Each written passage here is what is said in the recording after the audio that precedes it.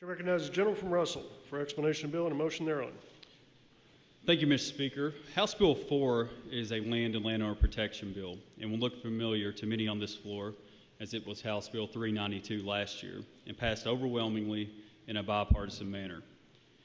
House Bill 4 is last year's bill with the addition of a few common sense changes that I believe just strengthen this bill, protects our land, our landowners to an even greater degree. This bill is supported by Kentucky Farm Bureau, Kentucky League of Cities, KACO, Kentucky County Judges Executive Association, and the Kentucky Magistrates and Commissioners Association.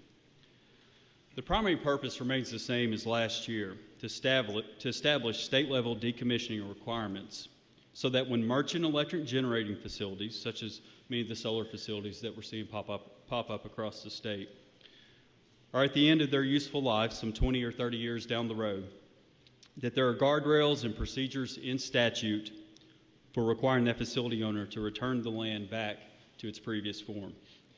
And equally important, requiring that the facility owner maintains a financial assurance, such as a bond, for the life of the project to cover the cost of decommissioning.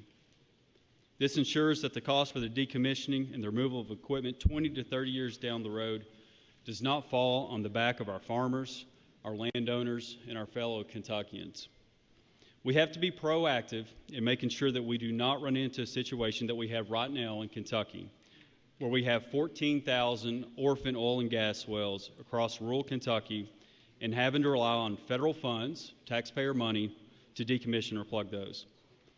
Some of the provisions from last year that are in the bill: the 2 local appointees will stay on the siding board through construction instead of going off the board before construction, which is what's currently in statute. We want to make sure that we have that local presence during the construction period.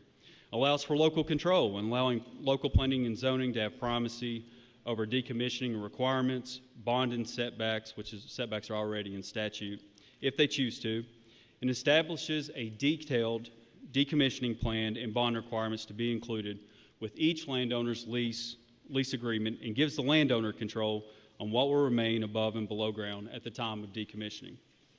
The bond shall not lapse, establishes that the bond amount is updated every 5 years by an independent licensed engineer or upon the transfer of ownership.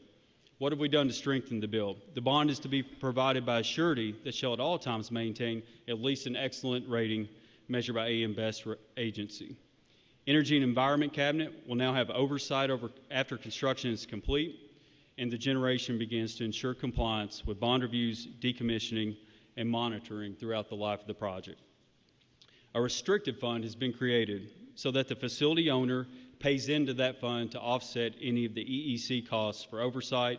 This keeps our taxpayers from having to pay for the oversight and makes this bill revenue neutral. And we also added a penalty provision in case of violations. Mr. Speaker, this is a great first step in the right direction to protect our beautiful land, to protect our landowners, and to protect our farmers across this great Commonwealth. And with that, I move for passage of House Bill 4.